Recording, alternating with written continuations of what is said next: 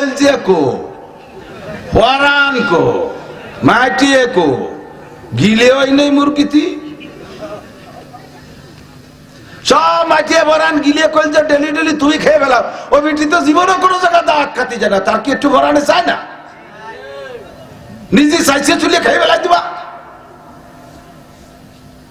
আমরা পুরুষরা বাহিরে দাঁত খাই, বিভিন্ন জায়গা খাই, মহিলারা এত দাঁত খাইতে পারে না। কতক্ষণ কাজেই বাড়ি ভালো রান্না হলে তাদেরকে নিজে হাতে করে তারে জোর করে করে খাওয়াবেন, এটা তুমি খাও, এটা তুমি খাও, এটা তুমি খাও, পরাণ করে তারে খাওয়াবেন। আপনি তার এক জায়গাতে দাঁত খাবেন একেবারে হাঁসের মতো গলা সমান। ঘরে খাবার রান্না হয়ে গেলে, ঘরে খাবার রান্না হয়ে গেলে এই রান্না খাবার যে কেউ আগে পরে খাইতে পারে, এর মধ্যে কোনো সমস্যা নাই। যে কেউ আগে পরে খাইতে পারে, পুরুষরা আগে খাইতে পারে, মহিলারা আগে খাইতে পারে। পুরুষরা বাইরে বাইরে রয়েছে, কাজে বাইরে রয়েছে, মহিলারা বাড়ি রয়েছে। পুরুষরা কখন আসবে তার ঠিক নাই, তার কারণে মহিলারা না খেয়ে কষ্ট করবে তা না, কিন্তু খেয়ে নিতে পারবে। তবে ঘরের ভিতরে বরকত আনার জন্য শর্ত হলো উপরের খানাটা এক পাশ করে পুরুষদের জন্য, মুরব্বী পুরুষদের জন্য রেখে দেওয়া। এক পাশ দিয়ে পুরুষদের জন্য খানা রেখে দিয়ে, আলাদা করে রেখে দিয়ে তারপরে মহিলারা খান। আর হাড়ির আগ বাদ খেয়ে ফেললি বরকত কমিয়ে যায়। আর মহিলারা তেন চুলোর পিঠি পাটার সাথে ডুলি মায় নয়, বরকত চুলোর পিঠিতে শেষ। সুলাইমান আলাইহিস সালাতু ওয়াস সালাম সারা দুনিয়ার রাজা ছিলেন। সুলাইমান নবী আলাইহিস সালাম, ঠিক না? উনার বাবরচি খানায়, মেহমান খানায় শুধু পাখি জবাই হইতো, পাখি জবাই হইতো। এই পাখির পর পাখনা হইতো তৎকালীন শক্তিশালী যুবকদের 80 বোঝা। প্রতিদিন পাখির পর পাখনা হইতো 80 বোঝা। তাহলে গোশ কত? এইটা উনার মেহমান খানায় এই খানা রান্না হতো আর খাইতো। কিন্তু উনি জীবনেও কোনোদিন সেখান থেকে এক লোকমা খানা খাইতেন না। অফিস কইরা, রাষ্ট্র পরিচালনার অফিস কইরা প্রত্যেক রাত্রের খানাটা বসায় খাইতেন। ওনার অনেক স্ত্রী ছিল, যে স্ত্রীর ঘরে যে রাত্রে খানা খাইতেন, ওই স্ত্রী উনি আসার আগে রাতের খানা খাইতেন না। একদা উনি লম্বা সফর কইরা বাসায় গিয়েছে রাতের বেলায়। বাসায় যাওয়ার পরে ওনার অভ্যাস রাত্রে 2 খান রুটি খায়। যে স্ত্রীর ঘরে থাকে সেই স্ত্রী 4 খান রুটি বানায়, 2 খান নিজে খায় আর 2 খান সুলাইমান নবী স্বামীর জন্য রেখে, স্বামীর জন্য তৈরি করে। 4টে রুটি বানায় বসে আছে মহিলা। স্বামী গিয়েছে ঘরে, এবার খাবার ইন্তজাম, দস্তরখানা বিছাইয়া উনার নিয়ম মতো স্ত্রী তো উনার সামনে 2 খান রুটি দেছে। সুলাইমান আলাইহিস সালাম 2 খান রুটি খাইয়া, 2 খান রুটি খাই এবার হাত ধোয় না, প্লেট ছাড়তেছে, আঙ্গুল ছাড়তেছে, হাত ধোয় না, পানিতে হাতে পানি দেয় না। স্ত্রীরে কয়ও না যে আর কোন রুটি আছে নাকি, আর খাবার আছে নাকি। স্ত্রী বলতেছেন, ওগো আমার স্বামী, হয়তো বা আপনার ক্ষুধা মেটে না, আর কি রুটি এনে দেব? উনি চুপ করে রয়েছে, কয় না কথা। স্ত্রী টের পাইয়া যায় ঘরের থেকে আর 1 খান রুটি এনে ওনার প্লেটের পর দিছে। জিজ্ঞেস করছে, ঘরে আর রুটি কয়খান আছে? কয় আর 1 খান। কয় এইখান কার? কয় এটা আমার রুটি ছিল, আর কাহার জন্য না, আমার রুটি, আপনি খাইতে পারেন, কোনো সমস্যা নেই, এটা হালাল রুটি। স্ত্রী সুন্দর করে ওয়াজ করে বুঝাই দিচ্ছে যাতে স্বামীতে খায়। সুলাইমান আলাইহিস সালাম জিহ্বাটারে টাইনে ধইরা নিজে হাত দিয়ে পিটাইতেছে, ও জিহ্বা, আজকে তুমি আর একজনের 1 খান রুটি খাইবা। ওই মহিলার তো রাত্রে 2 খান রুটির চাহিদা রয়ে গেছে। তুমি যদি 1 খান খাইয়ে ফেলো, ওর 1 রুটিতে পেট ভরবে না, তোমার পেট ভরবে আর সে পেট ভরবে না, এমন করে রাত কাটাইবা। জিহ্বে তোরে জনমের মতো খাওয়াই দেব, এই বলে জিহ্বেরে উনি হাত দিয়ে পিটাইতেছে টাইনে ধইরা। স্ত্রী লজ্জায় বলে, স্বামী আমার 1 রুটিতে হবে? কয় না, তা হবে না। 1 রুটিতে হইলে কেন, তোমার জন্য 2 খান বানাইলা। 2টা বিষয় শিখার জন্য, 2 দিকে 2টা কথা শিক্ষণীয় দিকটা কান। আমরা ঘরে ভালো খানা তৈরি হইলে, ঘরে ভালো খানা তৈরি হইলে, ভালো গোশ মাছ হইলে, মুরগি টুরগি জবাই দিলি, মুরব্বী যারা এমনি মহিলারা তাদেরকে একটু দেখে শুনে দেয়। তার বড় বসে বসে, এ কলজে কো, পরাণ কো, মাটিয়ে কো, গিলে ওই নেই মুরগিতি সব মাটিয়ে ভরান গিলিয়ে কলজে ডেলি ডেলি তুই খেয়ে ফেলাম। ও বিটি তো জীবনে কোনো জায়গায় দাঁত খাতি যায় না, তার কি একটু ভরানে চায় না? নিজে চাইছে চুলিয়ে খেয়ে ফেলাই দিবা। আমরা পুরুষরা বাহিরে দাওয়াত খাই, বিভিন্ন জায়গা খাই, মহিলারা এত দাওয়াত খাইতে পারে না। কতক্ষণ কাজেই বাড়ি ভালো রান্না হলে তাদেরকে নিজে হাতে করে তারে জোর করে করে খাওয়াবেন, এটা তুমি খাও, এটা তুমি খাও, এটা তুমি খাও, পরাণ করে তারে খাওয়াবেন। আপনি তার এক জায়গাতে দাওয়াত খাবেন একেবারে আশের মতো গলা সমান। খেয়াল রাখতে হবে, এটা হলো আমাদের খেয়াল। সুলাইমান নবীর থেকে এই শিক্ষা আমরা পুরুষরা নেব। আল্লাহর দুনিয়ায় সবচাইতে দামি জায়গা মসজিদ। মসজিদ সিজদার থেকে মসজিদ, সিজদা দেওয়ার জায়গা, ইসমে জরফ, জরফে মাকান। তো মসজিদে যেমন সিজদা দেই, ঈদগাহে তো সিজদা দেই। কাজেই মসজিদের পরেই নির্ধারিত ঈদগার দাম সবচেয়ে বেশি। মাদ্রাসার চাইতেও ঈদগার জায়গার দাম বেশি। মসজিদে যেমন দুনিয়াবি কথাবার্তা গল্প স্বল্প জায়েজ নেই, ঈদগার মধ্যেও জায়েজ নেই। এটাও মসজিদ, সিজদা দেওয়ার জায়গা না, সিজদা দেওয়ার জায়গা বিদায় এর নাম মসজিদ, ইসমে জরফ। নবী আলাইহিস সালাতু ওয়াস সালাম মক্কায় থাকতে মক্কার কাফেররা হুজুর আলাইহিস সালাতু ওয়াস সালামের নবুয়তি তো অত সহজে স্বীকার করে নাই। দুই চারজন সাহাবা অল্প তশকিল হয়ে গেছে, আর বিনা তশকিলে বিনা আওয়াজে হযরত আবু বকর রাদিয়াল্লাহু তাআলা আনহু মুসলমান হয়েছে। যার কারণে আবু বকরের উপাধি সিদ্দিক। উপাধি কি? সিদ্দিক মানে চরম সত্যবাদী। শুধু সত্যবাদী না, চরম সত্যবাদী। উলামায়ে কিরাম জানে ইসমে মুবালাগার সিগা। ইসমে মুবালাগা মানে সর্বোচ্চ এবং সর্বশ্রেষ্ঠ তর্জমা বহনকারী শব্দ।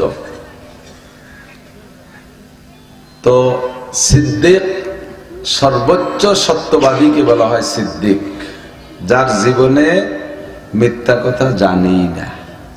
বলবেন না সুবহানাল্লাহ? আমরাও তো মিথ্যা কথা জানি না, আমরা ইনশাআল্লাহ সত্যি কথা জানি না, এরকম মানুষও আছে। আল্লাহ হাফেজ। খাদিজাতুল কুবরা রাদিয়াল্লাহু তাআলা আনহা, উনার বিষয়টা একেবারেই ব্যতিক্রম। 40 দিন নবী আলাইহিস সালাতু ওয়াস সালাম গারে হেরায় আল্লাহর সন্ধানে গিয়েছে। কোন ইশারায় কে যে পাঠাইলো কিছুই জানা নাই। আল্লাহকে খুঁজতে গারে হেরায় যারা হাজী সাহেবরা গিয়েছেন জাবালে নূর, যদি গারে হেরায় ঢুকে থাকেন তাহলে জানেন গারে হেরা কেমন। নিচের থেকে ও বোঝা যাবে না, নিচের থেকে বেডঙ্গা একটা পাহাড়, ডকশট নেই। অনেক ডকালা পাহাড় আছে কিন্তু ওই পাহাড়টার কোনো ডকই নেই। উপরে যাই এই গুহাটা বড় ব্যতিক্রম গুহা। একেবারে ছাদের পর উঠে যেতে হবে উপরে, এরপরে দক্ষিণ দিকে একটু নামতে হবে। ওই নামাটা কঠিন, ঝুঁকিপূর্ণ। পাহাড়টা ওই জায়গায় ঝুলানোর মতো, স্লিপ করলে একেবারে ডাইরেক্ট নিচে পড়া ছাড়া উপায় নেই। গত বছর 4 আগে এক যুবক পড়ে মরে গেছে। তো গারে হেরা হুজুর আলাইহিস সালাতু ওয়াস সালাম 40 দিন সেখানে ইতিকাফ করছেন। সে সময় তার মসজিদ নেই। ইতিকাফ মানে নিজেকে বন্দী রাখা, রুকে থাকা সকল দুনিয়াবি ঝামেলা থেকে, সবকিছু পরিত্যাগ করে সেখানে। খাদিজাতুল কুবরা রাদিয়াল্লাহু তাআলা আনহা মক্কা থেকে এই গারে হেরায়, এখন সমতলে 3 কিলোমিটার, আর সে সময় ছোট ছোট টিলা পাহাড় ছিল, ওগুলো টপকায় টপকায় যা লাগতো, তাতে পথরও বেশি হয়ে যেত। প্রতিদিন 2 বেলা, সকাল বিকাল 2 বেলা হুজুরকে সেখানে খানা দিয়ে আসতেন। আমার মাথায় ধরে না, এই 50 বছরে বুড়ো মানুষ, মহিলা মানুষ, ওই পাহাড়ে কোনো সিঁড়ি নাই। এখন তো কেটে কেটে সিঁড়ি করে দেয়, ইদানিং সরকার ভালো সিঁড়ি করে দিয়েছে, ধর্না টর্না আছে। আমি যে সময় উঠছি 13 সালে, সে সময় সিঁড়ি কোনো মতো ওই পাকিস্তানিরা কেটে কেটে একটু বানাই দিছে। বহুত ঝুঁকিপূর্ণ জায়গা। আর খাদিজা যখন উঠছেন হুজুরকে খানা খাওয়াইতে, হুজুর তো একবার উঠিতে বসে আছেন, আর খাদিজা একটানা 40 দিন সেখানে সকাল বিকেল খানা খাওয়াইছে। নবী আলাইহিস সালাতু ওয়াস সালাম যে রাত্রে নবুয়তি পেয়েছেন, ওই রাত্রে খাদিজা তো রাত্রে থাকতেন না হুজুরের কাছে, দিনের সন্ধ্যার আগে চলে আসতেন। হুজুর একাই রাত্রে থাকতেন, চতুর্দিক থেকে খালি পাহাড় আর পাহাড়। এখন নিচে কেটে যারা ওখানে থাকেন তারা জানেন, আপনাদের এলাকার মানুষ তো সৌদি থাকে অনেকে। শহরটার নাম হলো আজিজিয়া, এই পাহাড়ের নিচের শহরের নাম আজিজিয়া। তো সে সময় সবই পাহাড় ছিল, আর পাহাড়ের ভিতরে একা একজন মানুষ গভীর অন্ধকারে, রাতটা আবার হয় 21-এর রাত চাঁদের, অথবা 23 অথবা 25 বা 27 বা 29, যে কোনো একটা বেজোড় রাত হবে। জিবরিল আলাইহিস সালাম আয়েশা হুজুর আলাইহিস সালামকে নবুয়তি দান করলেন। লম্বা কিসসা, ওদিক যাব না।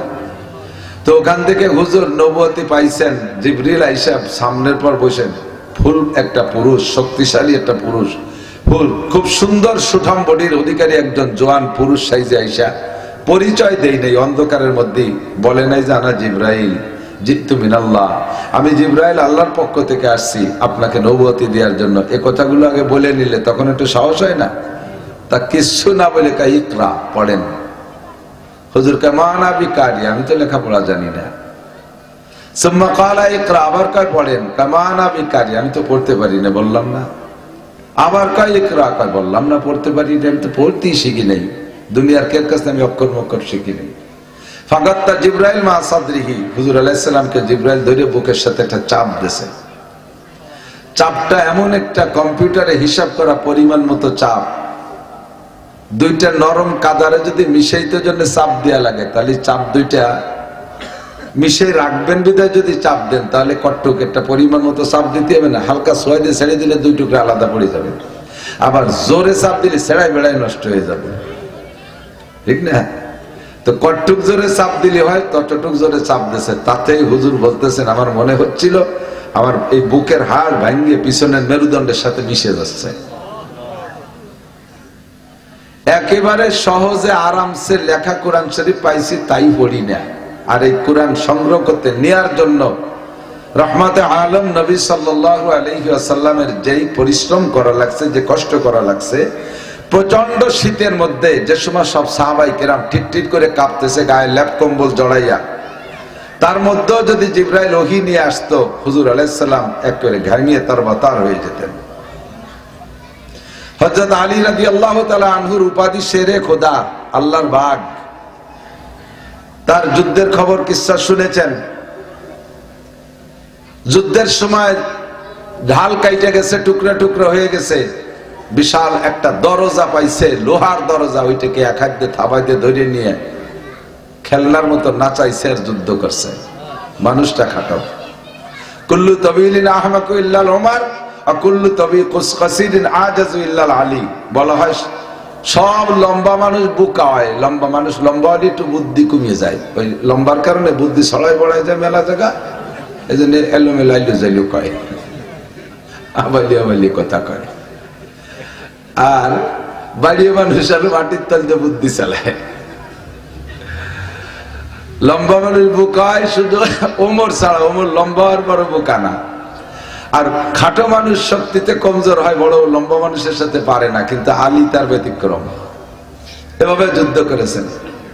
তো হযরত আলী রাদিয়াল্লাহু তাআলা আনহুর গায়ে যে শক্তি, এই ঢালটারে ওইভাবে নিয়ে দরজাটাকে ঢাল বানাই যুদ্ধ করছে। পরে ঢালটা যুদ্ধের পরে যখন ছেড়ে দিয়েছে, এই ঢালটারে উঁচু করো, 80 জন সাহাবা বল নাকি তারে ধৈর্য উঁচু করতে পারে নাই। আলীর গায়ে কত ক্ষমতা আল্লাহ দিয়েছেন। আলী বলেন, হুজুর যখন বসে মাঝে মাঝে আমার রানের উপরে মাথা দিয়ে শুইতেন, তো ঘুমাই রয়েছে বা শুয়ে রয়েছে, আমার সাথে কথা বলতেছে রানের পর মাথা দিয়ে।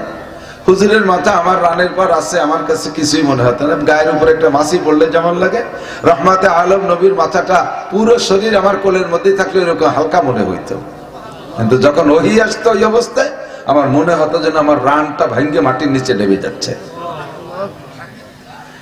তো একজনের রানের উপরে মাথা দিয়ে ওহী আসা অবস্থায় যদি তার ওই অবস্থায় এত বড় শক্তিশালী মানুষ, যার উপর ওহী আসছে, তার কত কষ্ট। হুজুর আলাইহিস সালাতু ওয়াস সালাম ওহী নিয়ে ঘরে গেছেন, টের পান না। ইকরা বিসমি রাব্বিকাল্লাযী খলাক চাপ দিয়ে ছেড়ে দেওয়ার পরে বলছে ইকরা পড়েন। তো বলার সাথে সাথে হুজুর পড়া শুরু করছে। শুনেছেন ওলাম, কথা না বলি আপনার বসে কথা কান করা। ইকরা বিসমি রাব্বিকাল্লাযী খলাক খালাকাল ইনসানা মিন আলাক ইকরা ওয়া রাব্বুকাল আকরাম আল্লাযী আল্লামা বিল কলম আল্লামাল ইনসানা মা লাম ইয়ালাম। পাঁচটা কথা গারে হেরা ওই জায়গায় রং দিয়ে লিখে রাখছে এই পাঁচটা। ওখানে আপনি যদি যাইতে পারেন কোন সময়, পরবর্তীতে যারা হজে যাবেন, বুড়ো হয়ে গেলে হবে না কাম। আমাদের বাংলাদেশের রাজিরা তো যায় একেবারে সেই আগে যে কুরবানির গরুর মতো এরকম বুড়ো হওয়ার পরে নিচে এরকম দিয়ে একটা হাই সাইডে চলে আছে, সবাই মতো আসতে পারলাম না, উঠতে পারলাম না। ছোটরা এখন থেকে নিয়ত করো, শক্তি থাকতে যাবো ইনশাআল্লাহ, শক্তি থাকতে যাবো ইনশাআল্লাহ। ওই জায়গা যাইতে হবে। রোজার পরে গেছি, আমার ছোট দুই ছেলের নিয়ে গেছি, আমি উঠতে সাহস পাইলে ওরা উঠে চলে গেছে সেই জায়গাতে, ঘুরে ঘিরে আসছে। ঢুকলে আপনি ওখানে গিয়ে বসবেন, গারে হেরার মধ্যে আপনার মনে হবে যেন জিবরিল আলাইহিস সালাম আপনার সাথেও সাক্ষাৎ করবে। এমন একটা মজা তৈরি হয়ে যায় ওখানে গেলে। আল্লাহ আমাদের নসিব করে সবাইকে, আমিন। তো ইকরা বিসমি নিয়া আর জিবরাইলের এই চাপ খেয়ে হুজুরের গায়ে জ্বর এসে গেছে। ভোর হইলে নেমে বাসায় যাইয়া খাদিজাকে বলতেছে, খাদিজা জাম্মিলুনি জাম্মিলুনি জাম্মিলুনি, আমারে কম্বল দিয়ে জড়াই ধরো, দেখো আমার গায়ে জ্বর এসে গেছে, কাঁপতেছে। তো খাদিজাতুল কুবরা রাদিয়াল্লাহু তাআলা আনহা শিক্ষিতা মহিলা, উনি হুজুরকে বলতেছেন, হুজুর ঘটনা কি, আপনি এইভাবে কাঁপতেছেন কে, একটু বলেন কি হয়েছে, এই কয়দিন ভালো ছিলেন? তো হুজুর বলতেছে, খাদিজা রাত্রে এই ঘটনা ঘটছে। খাদিজা খুশিতে বাগবাগ। লাস্টে বলছে, হুজুর ওই লোকটা কি কিছু আপনারা শিখেছে নাকি? কয় যে চাপ দিয়ে ছেড়ে দেওয়ার পরে আমি এই পড়া শিখে গেছি, ইকরা বিসমি রাব্বিকাল্লাযী খলাক। পাঁচটা আয়াত শুনে দিলে খাদিজা হুজুরকে বলতেছে, খুশিতে হেসেই দিয়েছে। এই হাসার পরে হুজুর অভিযোগও করছে, খাদিজা তুমি তো আমাকে অনেক ভালোবাসো, আমাকে তুমি জীবনে সব দিয়ে দিয়েছো, এত ভালোবাসো, আর আমি তোমার সবই খরচ করে ফেলছি, তবুও তুমি অভিযোগ করো নাই। আজকে আমার এত বড় বিপদ, আমার জিনে না ভূতে না কিসে এরকম চাপা দিল, আর তার সঙ্গে তুমি খুশিতে হাসতেছ, তুমি কি আমার সাথে ফিরে শত্রুতায় শুরু করছো নাকি? তো খাদিজা কয়, হুজুর না, খুশির কারণ হলো আমি না হেসে পারছি না। খুশির কারণ হলো আপনাকে তো আমি ছোটবেলা থেকে দেখি, হুজুর আলো হুজুরের থেকে খাদিজা 15 বছরের বড়। তাহলে একজন মেয়ে 15 বছর বয়সে যদি তার সামনে একটা শিশু বাচ্চা হয়, তাহলে ওই বাচ্চাটা সব কিছু সম্পর্কে তার অভিজ্ঞতা থাকে না? তা আপনাকে তো দেখেছি, আপনার জন্ম সম্পর্কে আমি জানি, সেই থেকে দেখতেছি, দেখতে দেখতে আমার সামনেই আপনি বড় হলেন। আর ওই শিশুকাল দেখেছি, শৈশবকাল দেখেছি, যৌবনকাল দেখেছি। এরপরে আমার সাথে 25টা বছর ঘর সংসার, 15 বছর ঘর সংসার দেখলাম। এই সব কিছুর ভিতর দিয়ে আমি তাওরাত আর ইনজিলের ভিতরে আখেরি নবী মুহাম্মদুর রাসূলুল্লাহ সাল্লাল্লাহু আলাইহি ওয়াসাল্লামের নবুয়তের যে নিশানা আলামত, সবই আপনার ভিতরে একটা একটা করে আমি মিল করেছিলাম। আমার মনে বিশ্বাস ছিল যে যদি আখেরি নবী হয় তাহলে এই লোকটা হবে। আর কাহারও ভিতরে ইতিহাসও খুঁজে বিগত পাওয়া যায় না, বর্তমানে বিশ্বের ভিতরে কেউ আছে বলে আমার মনে হয় না। তো নবুয়তের যত গুণ শেষ নবীর সব আপনার মধ্যে দেখতেছিলাম, আর মনে মনে অপেক্ষা করতেছিলাম নিশ্চয়ই আমার স্বামী সেই আখেরি নবী হবে। কবে নবুয়তি পেয়ে আসবেন, কোথা থেকে পাবেন, সব আমি তাওরাতের মধ্যে পড়ছি। তো আমি আজকে 40 দিনের মাথায় আপনার এতে কবে 40 দিনের মাথা অপেক্ষা করতেছিলাম, হয়তোবা আজকাল এনি টাইম যে কোনো সময় নবুয়তি পেয়ে আসবেন, কোনো ভয় নাই। যে লোকটা আপনার বুকের সাথে চাপা দিয়েছে, ভূত না প্রেত না দেহ দানব কিছু না, ইন্নাহু জিবরিল আলাইহিস সালাতু ওয়াস সালাম, আল্লাহর কসম উনি জিবরাইল আলাইহিস সালাম। সুবহানাল্লাহ। আল্লাহ পাক আপনাকে কোনো ভয় দেন নাই, আপনাকে আজকে নবুয়তি দিয়েছেন, আপনি টের পান নাই। হুজুর বুকের সাথে জড়িয়ে ধরে স্ত্রী সুলভ আনন্দ কি বলা হয় ভালোবাসা দিয়ে বললেন, আল্লাহ তুমি আমার খাদিজাকে জান্নাতের ভিতরে একেবারে প্রথম ঘরটা আমার খাদিজারে দিবা, এবং এই ঘরটা যেন অন্য কাহারও ঘরের সাথে মেলে না, একটা ব্যতিক্রম ঘর দিবা। আমার ঘরে খাদিজা না থাকলে আমি তো এই জিবরাইলের চাপে জ্বর হয়ে ভয়তে কাঁপতে কাঁপতে পড়ি মরিয়ে যেতাম নাকি, কওয়া যায় না। আমি যে নবুয়তি হয়েছি তাই তো আমি টের পাইনি, আমার খাদিজা আমারে বুঝাইতেছে। স্ত্রী তো এমনই হওয়া দরকার, ঠিক না? খুশি হইয়া হুজুর দোয়া করছে, সেই দোয়া কবুল হয়ে গেছে। আল্লাহ, আপনারা বাইরের থেকে যদি কোনো জয় ঝামেলা টায়ার বাজারে যে সর থাপড় কিলঘুষি খাইয়ে আসেন, বাড়ি এসে যদি এইভাবে মায়ের খালি তার হাসতে হাসতে আসে না, কেউ মুখ টুক ফুড়াই যাইছে। আপনার ঘরের স্ত্রী কেমন দেখে কি আইছে, আমারে চলাইছে, হ্যাঁ তো পারো খালি মিটিকের সাথে দেশে ঠিক মতো দেশে, সকালে আমারে দিয়ে গেছে আল্লাহ তাই শোধ দেশে। এই জন্য আমাকে ঘরের স্ত্রীটা সান্ত্বনা দিচ্ছে। আর বিটা মানুষ, পুরুষ মানুষ বাইরে বিটাকে সাথে না পারলেও বোর সাথে তো পারে, ধরে আবার হবে ইনশাআল্লাহ। চুল ধরে এবার আইলু লাঠি দাও ওলাকে, রাস্তার বিটাকে কাছে মার খেয়ে সেই মার চোদ্দায় বোর বিটি, এরকম কিছু বাহাদুর আছে না? খাদিজা রাদিয়াল্লাহু তাআলা আনহা হুজুরকে সান্ত্বনা দিয়ে নবুয়তি পেয়েছেন, এই পরামর্শ দিলে হুজুর খুশি হয়ে গেছে। তারপরও খাদিজা তো মহিলা মানুষ, নিজের এলেম আর যোগ্যতা যা তাই দিয়ে হুজুরকে বুঝাইলেন। বাস্তব কিনা তৎকালীন খাদিজা রাদিয়াল্লাহু তাআলা আনহার চাচা ওরাকা ইবনে নওফেল, উনি ইহুদির বড় আলেম ছিলেন, বহুত বড় আলেম ছিলেন, উনিও এলেম ওয়ালা ছিলেন। তো হুজুরকে নিয়ে ওরাকা ইবনে নওফেলের কাছে যে খাদিজা বলতেছেন, চাচাজান আমার স্বামী মুহাম্মদ আজকে এই ঘটনা ঘটছে, তাতে আপনার কি মনে হয়?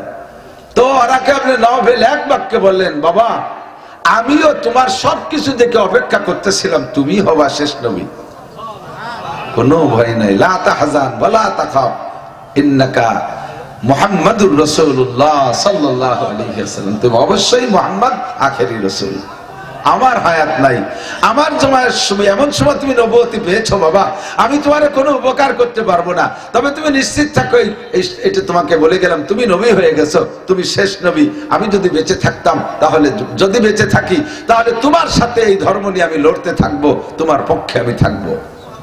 একদিন পরে ওরাকা ইবনে নওফেল মারা গেছে, এক দুই দিন পরে হুজুর যে খাদিজার জন্য দোয়া করছে, এই দোয়াটাও কবুল হয়ে গেছে, কোন সুবহানাল্লাহ। নবী আলাইহিস সালাম মেরাজের রাতে যখন জান্নাতে গেছে, মেরাজে গেছে, তো আল্লাহ পাক বললেন জান্নাত দেখে যান। জান্নাত দেখে কোন কোন জায়গায় লোকমা থাকলে যদি আপনার অপছন্দ হয় যে এই জায়গায় জান্নাত ভালো সাজানো হয়নি, বলবেন যেভাবে আবার সাজানো হবে, সেই জন্য জান্নাত দেখে যান। জান্নাতের মধ্যে আল্লাহ এমন কোন কম রাখে নাই যে জায়গা কেউ লুকমা দিতে পারবে, কথা কন। তারপরে নবী আলাইহিস সালামের সম্মানার্থে অনেক সময় এরকম কথা বলা লাগে আমাদেরও। আপনার বাড়ি আপনার মেয়ের শ্বশুর আইছে, ছেলের শ্বশুর আসলে খুব একটা যত্ন হয় না, মায়ের শ্বশুর আসলে যত্ন বেশি হয়। তো মেয়ের শ্বশুর আপনার বাড়ি আসছে, আপনি 10-12 প্রকারের মাছ খাওয়াইছেন, 5-6 প্রকারের গোশ, 16-18 প্রকারের পিঠিয়া, রসমালাই, দুধ মালাই, রাজভোগ, কাঁচাগোল্লা, পাকাগোল্লা, সব রকমারি দিয়ে লাস্টে বিয়ে খাওয়াতে খাওয়াতে 5-6 প্রকার থাকতে থালের মধ্যে বমি দিতেছে। বিদায়ের সময় আপনি কি কন? বিদায় দেন যখন সে সময় বিয়ে কি বলেন? বিয়ে আমি ছিলাম না, বাড়ি ঢাকা ছিলাম, আসার পথে যা পাইছি তাই আনছি, আপনার বিয়ে মহিলা মানুষ তেমন জোগাড় গোছাড় করতে পারেনি, আর একটা দিন আসবেন একটু পরান বেড়ে খাওয়াবো। বাংলার জমিনে যা ভালো ভালো পাওয়া যায় সব খাওয়াইয়া শেষে এই কথা কয়। এ কথার মানে কি? এটা হলো বেশি অতিরিক্ত ভালোবাসা আর মোহাব্বত ঢেলে দেয়া ভাষা, বাকি খাওয়ানোর মতো আর কিছু নাই। আমরা যেমন বলি আল্লাহ পাক নবীকে সেরকম বললেন। জান্নাত আপনি দেখেন, কোথাও লুকমা পাইলে বলবেন, ওটা আবার ঠিক করা হবে, এই জন্যই জান্নাত দেখতে যান। নবী আলাইহিস সালাম জান্নাতের মধ্যে ঢুকছে, ঢুকেই দেখে এর সর্বপ্রথম একটা ঘর, বাইতুম মিনাল কাসাব, হাদিসে আসছে, দেখবেন বাইতুম মিনাল কাসাব, বাঁশের ঘর, কাসাব মানে বাঁশ, বাঁশ দিয়ে বানানো একটা ঘর, যথেষ্ট কারুকার্যপূর্ণ। তো হুজুর জিবরাইলকে বলতে, শাহজা ইয়া জিবরাইল, এটা কি? কাহাজা বাইতুম মিনাল জান্নাহ, এটা তো জান্নাতের একটা ঘর। লিমান হাজা, এটা কার? গেটে লেখা আছে, দেখেন তো গেটে লেখা, দাতে লেখা রয়েছে লি খাদিজাতিক, আপনার খাদিজার ঘর। ফেরেশতারা ওই মুহূর্তে সাইনবোর্ড বানাই দিয়েছে, লি খাদিজাতিক। সাইনবোর্ড বানাতে তো সময় লাগে না, হ্যাঁ? এই যে দেন না পদ্মা সেতুর ওই পাশে 5ই আগস্টের আগে সেতুর গায়ে এক নাম, পরের দিন যে দেয় আর এক নাম। এই রাতারাতিরা কিভাবে বানাই ফেলে এত তাড়াতাড়ি সাইনবোর্ড? এই ভোট থেকে টোল ব্রিজ নাম পাল্টে গেছে না, তো মানুষই যদি এত তাড়াতাড়ি পারে, ফেরেশতারা তার চেয়ে তাড়াতাড়ি পারে না? নাম পাল্টে নাম দিয়ে ফেলেছে, সাইনবোর্ড লিখে ফেলেছে খাদিজাতিক, এটা আপনার খাদিজার ঘর।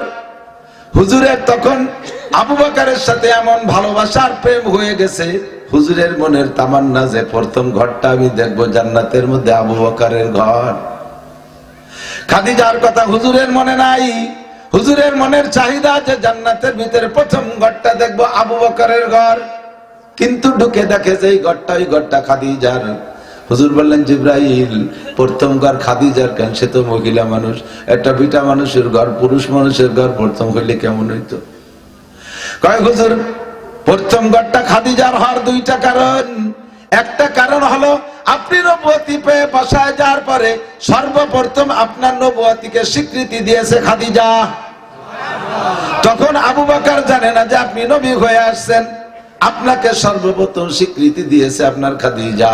এই জন্য জান্নাতের মধ্যে প্রথম ঘর খাদিজাই পাবে। 2 নম্বরে আপনাকে সান্ত্বনা দিয়েছিল যখন খাদিজা, তখন আপনিও দোয়া করেছিলেন, আল্লাহ জান্নাতের মধ্যে একটা ব্যতিক্রম ঘর আমার খাদিজারে দিও। আল্লাহ জান্নাতের মধ্যে যত ঘর বানাইছে, লাবিনাতুম মিন ফিদ্দা, লাবিনাতুম মিন যাহাব, একটা ইট স্বর্ণের আর একটা ইট রূপো দিয়ে বিল্ডিং বানানো জান্নাতের। আর এই ঘরটাকে ব্যতিক্রম বানাইতে বলছেন বিদায় আল্লাহ জান্নাতের মধ্যে বাঁশ দিয়ে বানাইছে ঘর। হুজুর বললেন, তোমার জবাব সহি আছে, তবে ঘরের মধ্যে কি আমি যাই দেখতে পারবো? সে তো আমার স্ত্রী, খাদিজা আমার স্ত্রী, আমি কি আমার খাদিজার ঘর দেখতে পারবো? ভিতরে ঢুকে? হ্যাঁ পারবেন। আল্লাহর নবী ভিতরে ঢুকে দেখে এসে পরবর্তীতে বলতেছেন, মালা আইনুন রাআত ওয়ালা উযুনুন সামিআত ওয়ালা খাতারা আলা কলবি বাশার। আমি আমার খাদিজার জন্য যেই ঘরটা দোয়া করে আল্লাহকে তৈরি করাইছি, ওই রকম ঘর কেউ শোনো নাই, দেখো নাই, কল্পনা করতে পারবা না। ও আমার ভাই বন্ধুরা, খাদিজা জান্নাতের মধ্যে এই ব্যতিক্রম ঘর পেয়েছে বাপের দোয়ায় না স্বামীর দোয়ায়? জোর হলো না? স্বামীর দোয়ায়, ঠিক না? আর একটা বলে নেই, মা যেমন হয় মেয়েও তেমন হয়, মায়ের কাছ থেকে মেয়ে শিক্ষা পায়, ঠিক না? আপনার মা, আপনার স্ত্রী আপনার সাথে যেমন আচরণ করে, আপনার বাড়ি থেকে আপনার মেয়েটা আপনার স্ত্রীর আচরণ গুলো দেখে, সে মেয়েটা দেখে আমার মা আমার আব্বার সাথে কি করে। আমার আব্বার জুতো সোজা করে দেয়, আমার আব্বার ওজুর পানি গরম করে দেয়, শুক্রবার আসলে কমপক্ষে সপ্তাহে একদিন শীতকালে গরম পানি দিয়ে সাবান দিয়ে আমার মা আমার আব্বাকে ডলে মলে গোসল করাইয়া দেয়। আমার মা নিজ হাতে ভাত মাখায় আমার আব্বার মুখে উঠে খানা খাওয়ায়। একটা ওক্তের খাবার আমার মা আব্বা খাওয়ার আগে খায় না। এদিক খেয়াল রাখবেন, কথা এসে গেলে বলে যা লাগে। ঘরে খাবার রান্না হয়ে গেলে, ঘরে খাবার রান্না হয়ে গেলে এই রান্না খাবার যে কেউ আগে পরে খাইতে পারে, এর মধ্যে কোনো সমস্যা নাই। যে কেউ আগে পরে খাইতে পারে, পুরুষরা আগে খাইতে পারে, মহিলারা আগে খাইতে পারে। পুরুষরা বাইরে বাইরে রয়েছে, কাজে বাইরে রয়েছে, মহিলারা বাড়ি রয়েছে। পুরুষরা কখন আসবে তার ঠিক নাই, তার কারণে মহিলারা না খেয়ে কষ্ট করবে তা না, কিন্তু খেয়ে নিতে পারবে। তবে ঘরের ভিতরে বরকত আনার জন্য শর্ত হলো উপরের খানাটা এক পাশ করে পুরুষদের জন্য, মুরব্বী পুরুষদের জন্য রেখে দেওয়া। এক পাশ দিয়ে পুরুষদের জন্য খানা রেখে দিয়ে, আলাদা করে রেখে দিয়ে তারপরে মহিলারা খান। আর হাড়ির আগ ভাত খেয়ে ফেললি বরকত কমে যায়। আর মহিলারা তো চুলোর পিঠি পাটার সাথে ডুলি মায় নয়, বরকত চুলোর পিঠিতে শেষ। সুলাইমান আলাইহিস সালাতু ওয়াস সালাম সারা দুনিয়ার রাজা ছিলেন। সুলাইমান নবী আলাইহিস সালাম, ঠিক না? উনার বাবরচি খানায়, মেহমান খানায় শুধু পাখি জবাই হইতো, পাখি জবাই হইতো। এই পাখির পর পাখনা হইতো তৎকালীন শক্তিশালী যুবকদের 80 বোঝা। প্রতিদিন পাখির পর পাখনা হইতো 80 বোঝা। তাহলে গোশ কত? এইটা উনার মেহমান খানায় এই খানা রান্না হতো আর খাইতো। কিন্তু উনি জীবনেও কোনোদিন সেখান থেকে এক লোকমা খানা খাইতেন না। অফিস কইরা, রাষ্ট্র পরিচালনার অফিস কইরা প্রত্যেক রাত্রের খানাটা বসায় খাইতেন। ওনার অনেক স্ত্রী ছিল, যে স্ত্রীর ঘরে যে রাত্রে খানা খাইতেন, ওই স্ত্রী উনি আসার আগে রাতের খানা খাইতেন না। একদা উনি লম্বা সফর কইরা বাসায় গিয়েছে রাতের বেলায়, বাসায় যাওয়ার পরে ওনার অভ্যাস রাত্রে 2 খান রুটি খায়। যে স্ত্রীর ঘরে থাকে সেই স্ত্রী 4 খান রুটি বানায়, 2 খান নিজে খায় আর 2 খান সুলাইমান নবী স্বামীর জন্য তৈরি করে। 4টে রুটি বানায় বসে আছে মহিলা। স্বামী গিয়েছে ঘরে, এবার খাবার ইন্তজাম, দস্তরখানা বিছাইয়া উনার নিয়ম মতো স্ত্রী তো উনার সামনে 2 খান রুটি দেছে। সুলাইমান আলাইহিস সালাম 2 খান রুটি খাইয়া 2 খান রুটি খাই এবার হাত ধোয় না, প্লেট চাটতেছে, আঙ্গুল চাটতেছে, হাত ধোয় না, পানিতে হাতে পানি দেয় না। স্ত্রীরে কয়ও না যে আর কোন রুটি আছে নাকি, আর খাবার আছে নাকি। স্ত্রী বলতেছেন, ওগো আমার স্বামী, হয়তো বা আপনার ক্ষুধা মেটে না, আর কি রুটি এনে দেব। উনি চুপ করে রয়েছে, কয় না কথা।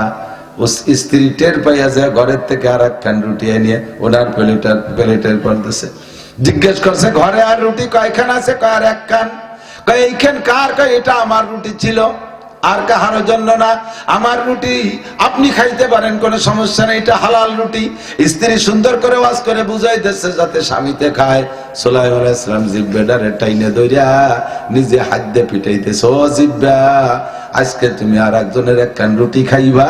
ওই মহিলার তো রাত্রে 2 খান রুটির চাহিদা রয়ে গেছে, তুমি যদি 1 খান খাইয়ে ফেলো, ওর 1 রুটিতে পেট ভরবে না, তোমার পেট ভরবে আর সে পেট ভরবে না, এমন করে রাত কাটাইবা, জিহ্বে তোরে জনমের মতো খাওয়াই দেব। এই বলে জিহ্বেরে উনি হাত দিয়ে পিটাইতেছে টাইনে ধইরা। স্ত্রী লজ্জায় বলে, স্বামী আমার 1 রুটিতে হবে? কয় না, তা হবে না, 1 রুটিতে হইলে কেন, তোমার জন্য 2 খান বানাইলা। 2টা বিষয় শিখার জন্য, 2 দিকে 2টা কথা শিক্ষণীয় দিক তাকান। আমরা ঘরে ভালো খানা তৈরি হইলে, ভালো গোশত মাছ হইলে, মুরগি টুরগি জবাই দিলি, মুরব্বী যারা এমনি মহিলারা তাদেরকে একটু দেখে শুনে দেয়। তার বড় বসে বসে, এ কইল যে কো, পরান কো, মাটিয়ে কো, গিলে ওই নেই মুরগিতি, সব মাটিয়ে বরান গিলিয়ে কইল যে ডেলি তুমি খেয়ে ফেলাও। ও বিটি তো জীবনও কোনো জায়গায় দাওয়াত খাতি যায় না, তার কি একটু বরানে চায় না? নিজে চাইছে চুলে খেয়ে ফেলাই দিবা। আমরা পুরুষরা বাহিরে দাওয়াত খাই, বিভিন্ন জায়গা খাই, মহিলারা এত দাওয়াত খাইতে পারে না। কতক্ষণ কাজেই বাড়ি ভালো রান্না হলে তাদেরকে নিজে হাতে করে তারে জোর করে করে খাওয়াবেন, এটা তুমি খাও, এটা তুমি খাও, এটা তুমি খাও, পরান করে তারে খাওয়াবেন। আপনি তার এক জায়গাতে দাওয়াত খাবেন, একেবারে হাঁসের মতো গলা সমান। খেয়াল রাখতে হবে, এটা হলো আমাদের খেয়াল। সুলাইমান নবীর থেকে এই শিক্ষা আমরা পুরুষরা নেব, আর মহিলারা শিক্ষা নেবে কি? আরে আমি যদি আগে সব বেশি বেশি খেয়ে ফেলাই, আমার স্বামী আজকে কি পরিমাণ ক্ষুধা নিয়ে আসতেছে জানি না। আমার স্বামী যার জন্য যা রাখছি তাতে যদি তার পেট না ভরে, তাহলে তার কষ্ট হবে। কাজেই স্ত্রীরা ধৈর্যের সাথে একটু পরে খাবেন, স্বামীদেরকে আগে খাওয়াইয়া পরে আপনারা খাবেন। সবচেয়ে সুন্দর হলো 2 জনে 1 প্লেটে বসবেন। 2 জনে 1 প্লেটে যদি খানা খান, মরণকাল পর্যন্ত স্বামী স্ত্রী গ্যাঞ্জাম হবে না। এদিক 2 জনের ভিতরে সম্পর্ক ভালো রাখার জন্য মেয়ের বুড়ো কাল মরা কাল পর্যন্ত সবকিছু শেষ হয়ে গেছে, তারপরে 2 জন বসে বসে একজনের দিকে আরেকজনের তাকায়, চামড়া চুড়ে ঝুলিয়ে গেছে, মিটমিটে হাসে। এই হাসি চোখ ঠিক রাখতে হলে 1 প্লেটে খাবেন বুড়ো বুড়ি 2 জন। কিনা কি করলো বা শোনার দরকার নাই, আপনার 2 জন প্লেটে বসবেন, পোলাপানটা দেও বুড়োকে কুয়োরা দেও। আল্লাহ কমতিছে না, বুড়ো বয়সে নুস নষ্ট হয়নি, মেলা তা কবে কয় কজ্ঞ। 2 জনে 1 প্লেটে খাইলে ভালোবাসা বাড়ার কারণ আমি প্রমাণ দেখাই, একেবারে ডাইরেক্ট দিক তাকান। তবলিগি গেছেন, তবলিগি চিল্লাই গেছেন, চিল্লে থেকে আইসা কাকড়াইল আইসা কারগুজারি শুনানোর পরে বিদায় নেওয়ার সময় 12 বুড়ির 12 জন, ফরিদপুর, শরীয়তপুর, মাদারীপুর, দিনাজপুর, রংপুর, আরো যত পুর আছে, 12 বুড়ির 12 জন এক জামাতে যে তবলিগ করে আইসা কাকড়াইল কারগুজারি শুনার পরে যখন বাড়ি আসেন, তখন কেমন যেন ভাই মরা শোকের মতো গলা জড়াই ধরে কান্দে। কান্দে না? কয়দিনই এত বিরিত লুকিয়ে রে বাড়ির পাশে কত ভাই বিরাদার, তাকে সাথে তো এরকম পিরিত না, যার সময় তো তাকে গলা জড়াই ধরে কান্দ নেই। ওয়াইন তো ফিরে আসার সময় ওইগুলো দিয়ে গলা জড়াই ধরে কান্দ কে, সেই জায়গা পিরিত আইটি গেছিল অন্য কারণে।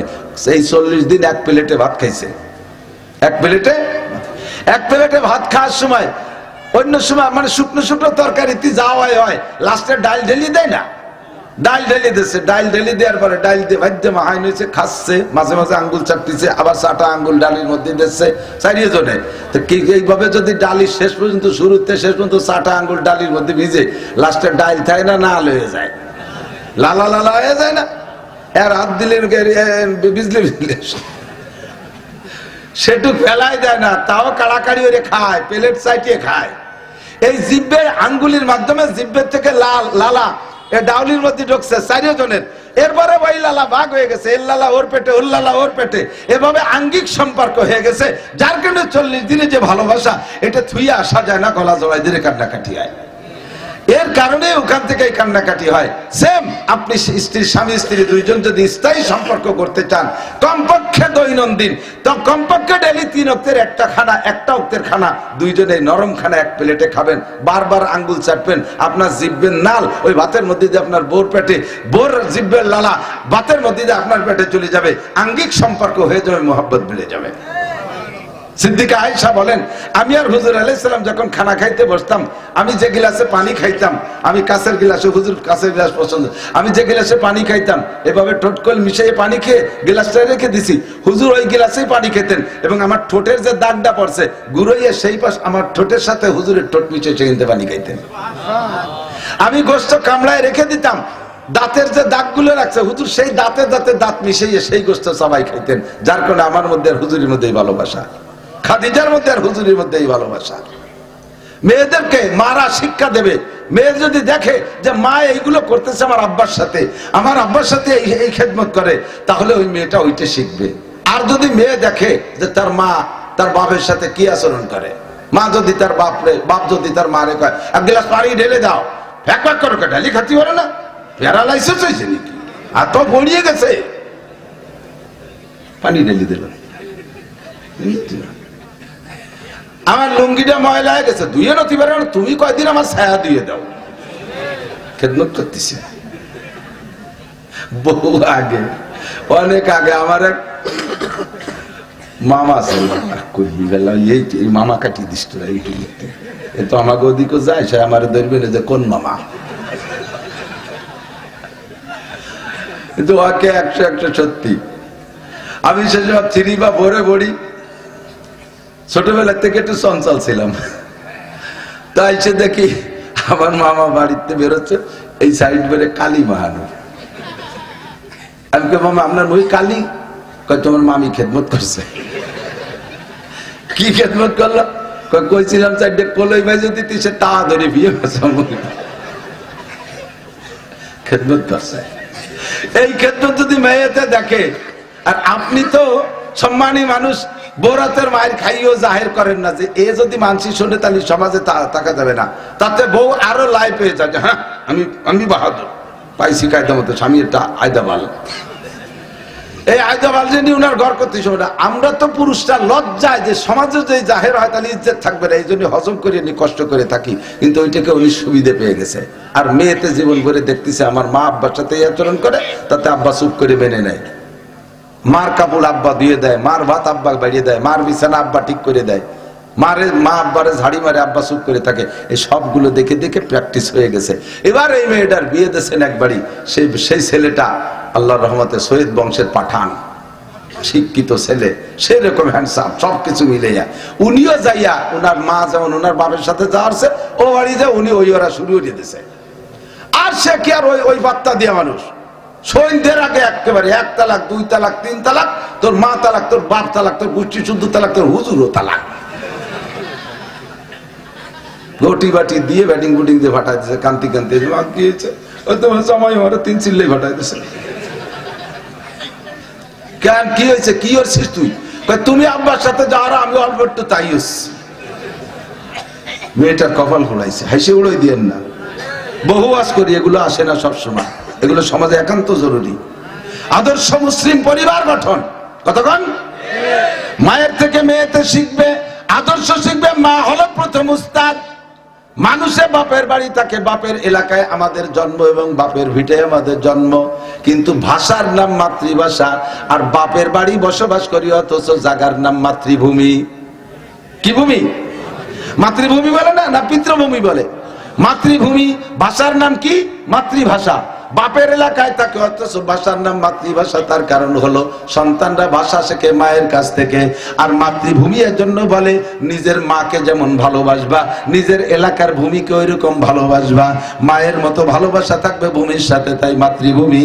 আর মায়ের কাছ থেকে শিক্ষা গ্রহণ করবে। মা হলো প্রথম মাদ্রাসা, মা হলো প্রাইমারি, মা হাই স্কুল, মা কলেজ, মা বিশ্ববিদ্যালয়, মা বিসিএস শিক্ষক, মা ডাক্তারি শিক্ষক, সর্বশ্রেষ্ঠ শিক্ষক হলেন মা। মা আমার মুহাদ্দিস, মা আমার কারি সাহেব, মা আমার হাফেজ সাহেব।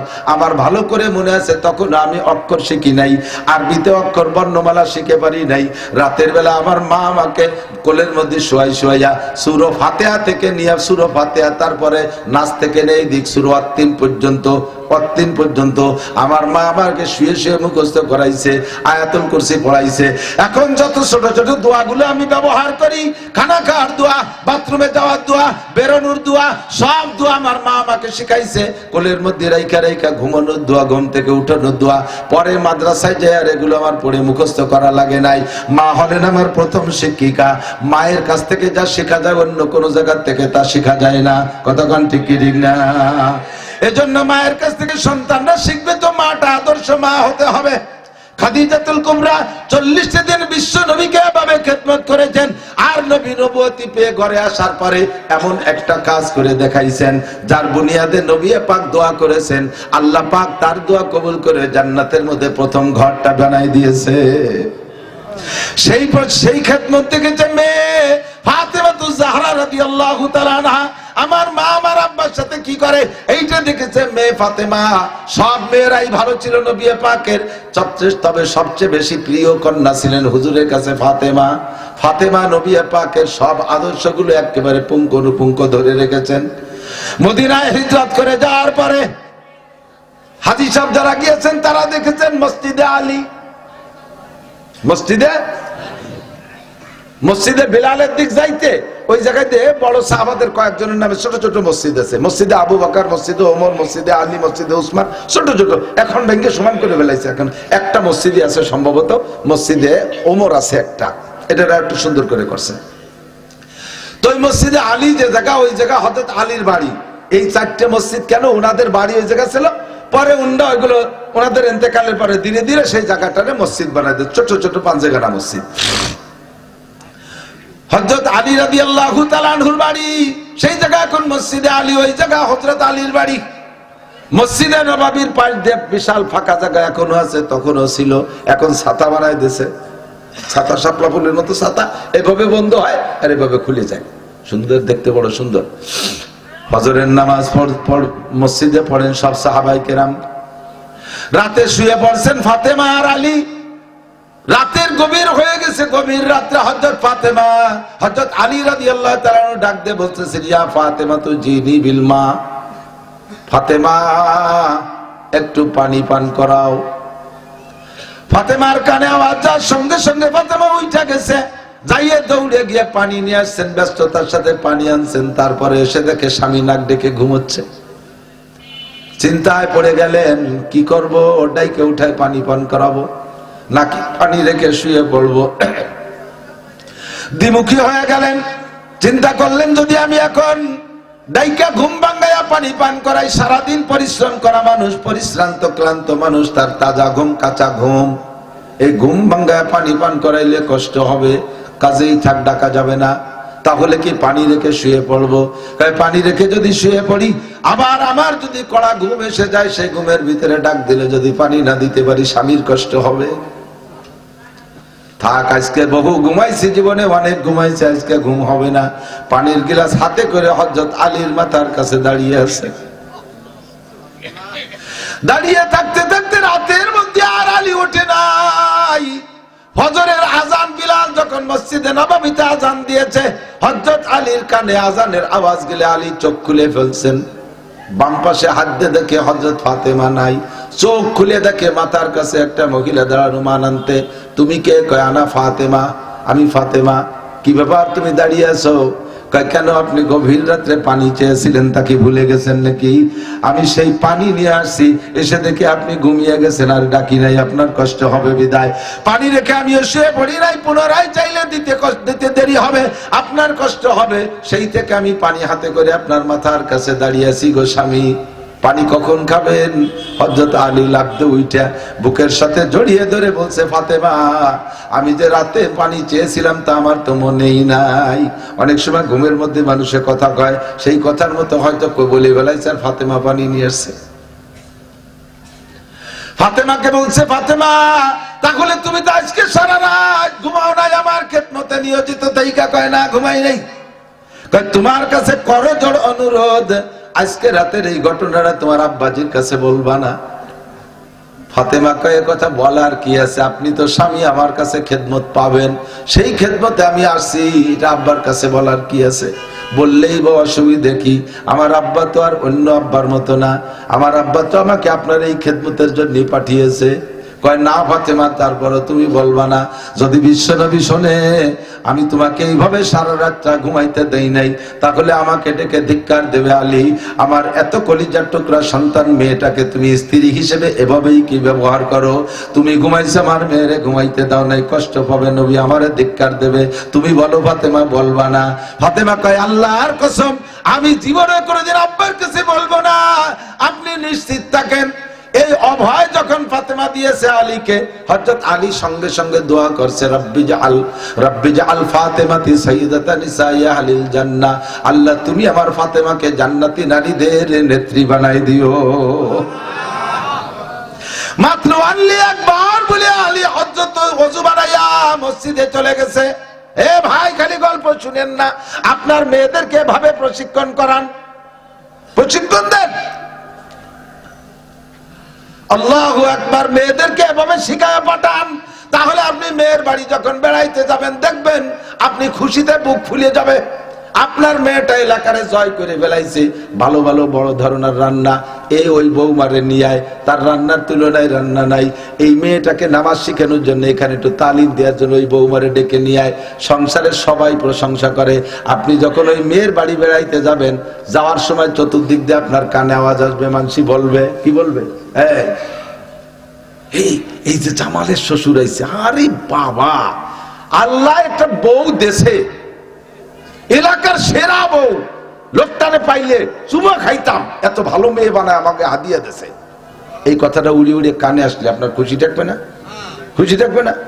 আর আপনার মেয়ে যদি ওই সেই মেয়েটার মতো হয়, আপনি যার সময় ওই যে পাগলির বাবা আইছে, ওর বাবা কি আজ পাগল নাকি, তার ঠিক কি? এ যদি কানে আসে ব্যাগ বক জানেছেন হাতে তেমনি পড়িয়ে যাবে, আর ও জামাই বাড়ি যা আসবে না।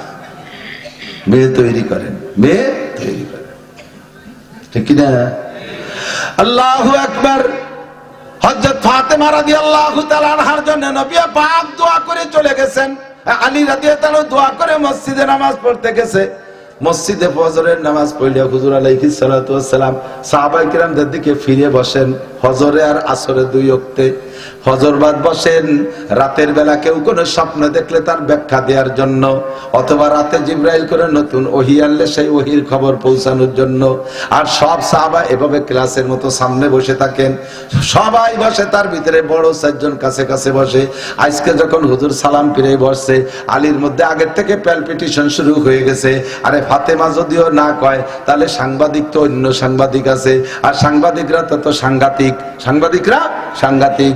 আর যে সাংবাদিক আসবে সে সাংবাদিক কোনো মিথ্যে কথা কয় না, ওই সাংবাদিক বলে দেবে, তাহলে নবী পাক আমারে ডাইকে বসালি মানসির মধ্যে লজ্জা পাবো।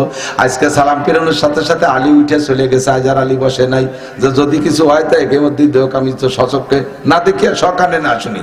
চলে গেছে বাসায়, বাসায় যাই বাসার মধ্যে বসে রয়েছে, পরাণ কাঁপতেছে, দড়ফড় করতেছে। এর মধ্যে হুজুর যখন পিছনের দিক ফিরে বসছে, মসজিদে নববীতে একটা গেট আছে, তার নাম বাবে জিব্রাইল, বাবে জিব্রাইল, এইটার নাম ওই দিন থেকে হয়েছে বাবে জিব্রাইল।